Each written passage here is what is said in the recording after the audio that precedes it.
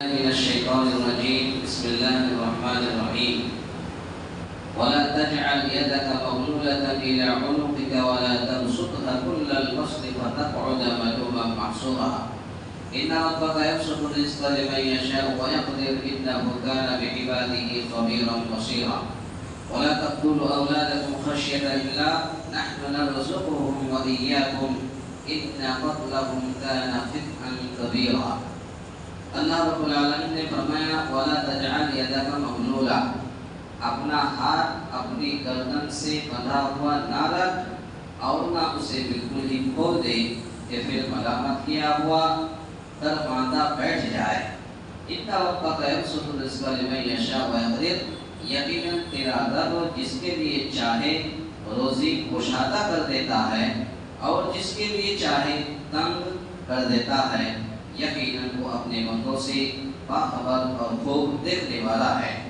وَلَا تَقْتُلُوا أَوْلَادَكُمْ خَشْيَةَ إِمْلَاقٍ، اور مفلسی کے خوف سے، غریبی کے خوف سے اپنی اولاد کو نہ مار ڈالو، نہ قتل کر ڈالو، ان کو اور تم کو ہم ہی روزی دیتے ہیں، یقیناً ان کا قتل کرنا کبیرہ گناہ ہے۔ یہ سورہ بنی اسرائیل کی 3 آیتیں ہیں، آیت نمبر 29، آیت نمبر 30، آیت نمبر 31، 29، 30، 31۔ گزشتہ کل کے درس میں یہ بات بتائی گئی تھی کہ فضول خرچی اگر کوئی کرتا ہے تو وہ شیطان کا بھائی ہے۔ تو اب فضول خرچی میں انکار کرنے کا ادب بیان فرمایا تھا۔ کوئی غریب، کوئی لاچار اگر کسی کے دروازے پر پہنچ جائے تو اگر ان کے پاس روپیہ پیسہ نہیں ہے، کھانا پانی نہیں ہے، تو وہ بات بھی ایک نرم مزاج میں اگر انکار بھی کرے تو بالکل سنجیدگی سے ایک اسلام کے دائرے سے۔ تو یہ تو گزشتہ آیت کے اندر انکار کرنے کا بھی ادب بیان فرمایا۔ اب یہاں پر انفاق کا ادب بیان کیا جا رہا ہے کہ نہ ہی زیادہ خرچ کرنا ہے اور نہ ہی کم خرچ کرنا ہے، بلکہ معتدل بیانہ روی خرچ کرنے کا ادب یہاں پر بیان کیا جا رہا ہے۔ اور وہ یہ ہے کہ انسان نہ بخل کرے نہ کنجوسی کرے کہ اپنی اور اپنے اہل و عیال کی ضروریت پر بھی خرچ نہ کرے۔ کچھ لوگ ہوتے ہیں پیسہ دنیا بھر کا ہے اور وہ بال بچوں میں خرچ بھی نہیں کرنا چاہتا۔ خود ہمارے جس مدرسے میں میں پڑھا ہوں وہاں پر ایک ٹیچر تھا، انگلش پڑھاتا تھا، تو ان کی باضابطہ سرکاری نوکری تھی۔ بیوی کو 1 کلو تیل لا کر کے دیتا تھا، کہتا تھا کہ 1 مہینہ چلانا، اب کیسے چلاؤ گی تم جانا۔ 1 روپیہ خرچ نہیں کرتا تھا، یہاں تک کہ وہ بیمار پڑ گیا تب بھی پیسہ خرچ نہیں کیا، اپنی بیماری کا علاج نہیں کیا، اور جب سے نوکری ہوئی تھی تب سے لے کر کے اور مرتے تب تک 1 کروڑ 22 لاکھ جمع کیا، مر گیا، چلا گیا۔ اب وہ پیسہ بیوی بچے کھا رہے ہیں۔ تو ایسا بھی نہیں ہونا چاہیے انسان کو کہ اتنا کنجوسی کرے کہ اپنی اور اپنے اہل و عیال کی ضرورت پر بھی خرچ نہ کرے، اپنے اہل و عیال کی ضرورت پر بھی خرچ نہ کرے اور نہ ہی ان کو کچھ سامان دے اور نہ فضول خرچی ہی کرے۔ ایسا بھی نہیں ہونا چاہیے۔ نہ ہی انسان اپنے اہل و عیال کو نہ دیکھے، نہ اس پر خرچ کرے اور نہ ہی زیادہ ہی خرچ کرے، بلکہ دونوں کے بیچ کا راستہ اپنانا چاہیے اور معتدل خرچ کرنا چاہیے کہ اپنی وسعت اور گنجائش دیکھے بغیر ہی بے دریغ خرچ کرتا رہے۔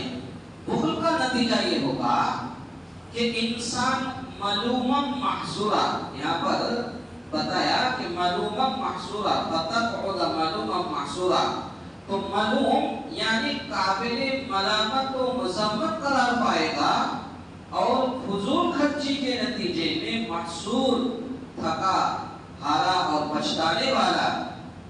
محصور اس جانور کو کہتے ہیں جو جانور چل چل کر تھک چکا ہو اور چلنے سے عاجز ہو چکا ہو، ایسے جانور کو محصور کہا جاتا ہے۔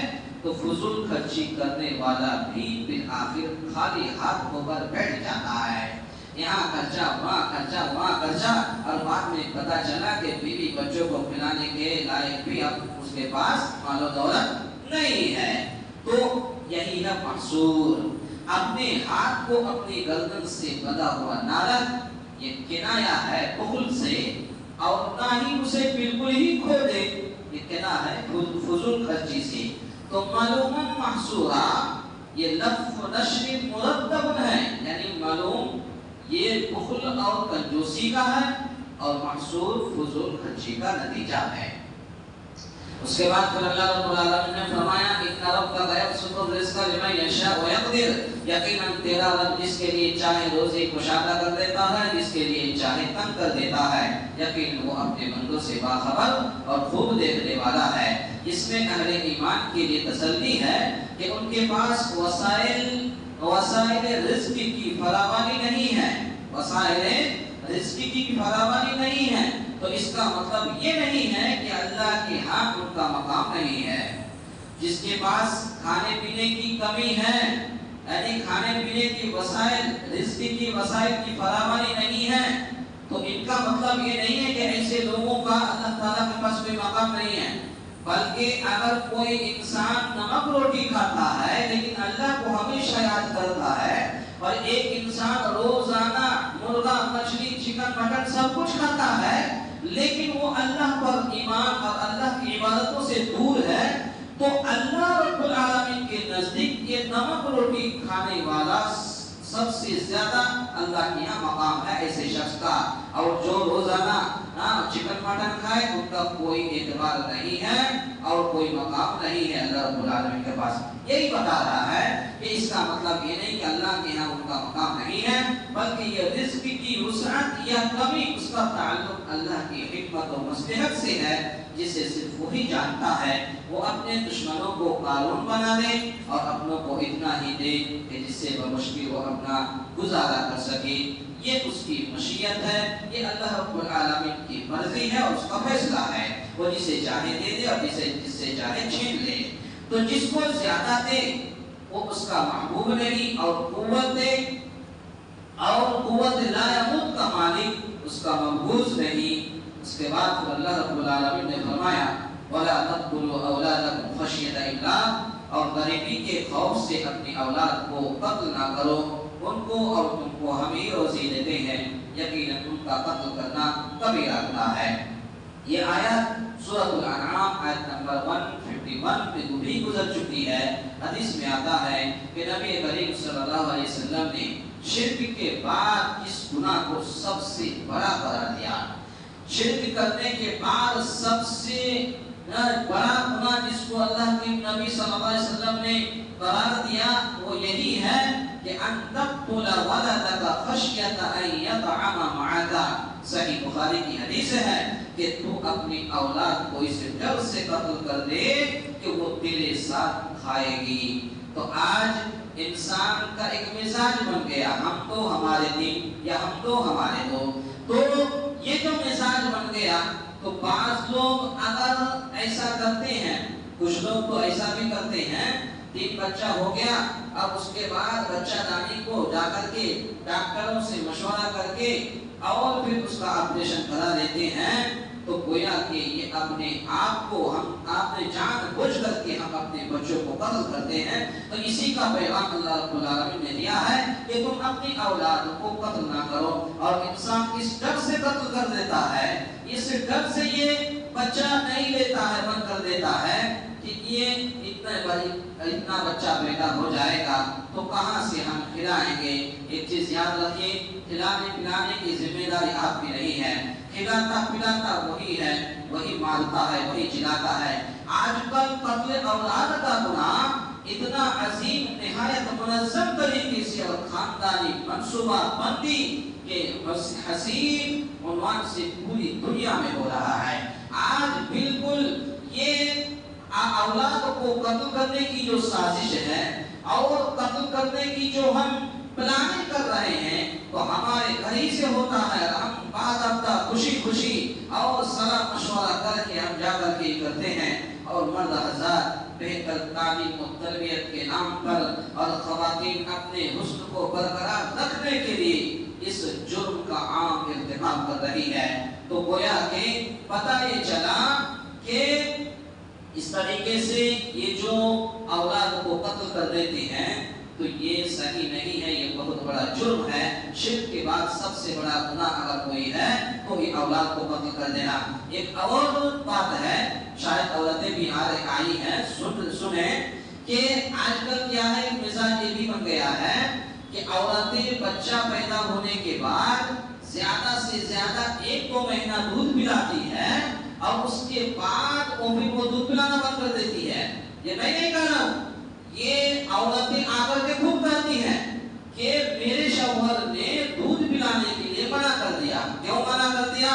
इसलिए मना कर दिया ताकि अगर हम दूध पिलाते रहेंगे तो छाती पिस्तान लटक जाएगा और शौहर को मजा नहीं मिलेगा। नाउज़ुबिल्लाहि मिन ज़ालिक। ऐसे शौहरों को जरा अल्लाह रब्बुल आलमीन का ये पैगाम देख करके, ये पैगाम सुन करके, पढ़ करके हमें और आपको डरना चाहिए कि कहीं हमारे ऊपर अल्लाह का अज़ाब ना आ जाए। और जो औरत भी इस तरीके की शौहर की बातों को सुन करके अगर बच्चे को दूध नहीं पिलाती है तो ये अल्लाह ताला का कानून है और ये अल्लाह ताला का फैसला है कि उसकी छाती में, पिस्तान में जख्म पैदा कर देता है, ये जख्म पैदा कर देता है। तो इसीलिए और बच्चे जो आज दूध ना पिलाने की वजह से, ये बोतल का दूध, कोटा का दूध और पाउडर पिलाने की वजह से आज बच्चे तरह तरह की बीमारी के शिकार हैं। यही वजह है कि वो बच्चे को असल जो दूध है, माँ का दूध है, वो माँ का दूध नहीं पिलाते हैं, माँ दूध नहीं पिलाती है। तो ये जरूरत इस बात की है कि कोई भी औरत इस तरीके से ना करे, बल्कि मुकम्मल 2 साल दूध पिलाए। कुरान की आयत मौजूद है कि ववस्सैनल इंसाना बिवालिदैहि इहसाना हमलतहु उम्मुहु कुरहन व वज़अतहु कुरहन व हम्लुहु व फिसालुहु 30 शहरा। 30 महीना तक दूध पिलाने के बाद दूध छुड़ा सकते हैं। तो फिर आप 2 महीना, 1 महीना दूध पिला करके बंद कर देते हैं, ये बिल्कुल शरीयत इसकी इजाजत नहीं देती है। तो पता ये चला, और आज के दर्स का खुलासा कलाम ये है कि अल्लाह रब्बुल आलमीन ने एक इंसान को मियाना रबी खर्च करने का एक तरीका बताया, रास्ता बताया है। ना ही इंसान फजूल खर्ची करे और ना ही इंसान एकदम खर्च ही ना करे, बीवी बच्चे भूखे सोए रहे, ऐसा भी नहीं होना चाहिए। और फिर दूसरा पैगाम ये दिया है अल्लाह रब्बुल आलमीन ने कि तुम अपनी औलाद को कत्ल ना करो। ये कत्ल करना ये बहुत बड़ा जुर्म है, और अल्लाह के नबी सल्लल्लाहु अलैहि वसल्लम ने फरमाया कि शिर्क के बाद सबसे बड़ा गुनाह अगर कोई है तो वो अपनी औलाद को कत्ल करना है। अल्लाह ताला से दुआ है, या इलाहुल आलमीन हम तमाम मुसलमानों को कहने सुनने से ज्यादा नेक अमल करने की तौफीक अता फरमाए। आमीन। अक़ूलु क़ौली हाज़ा अस्तग़फिरुल्लाह ली व लकुम व लिसाइरिल मुस्लिमीन वस्तग़फिरूहु इन्नहु हुवल गफ़ूरुर रहीम।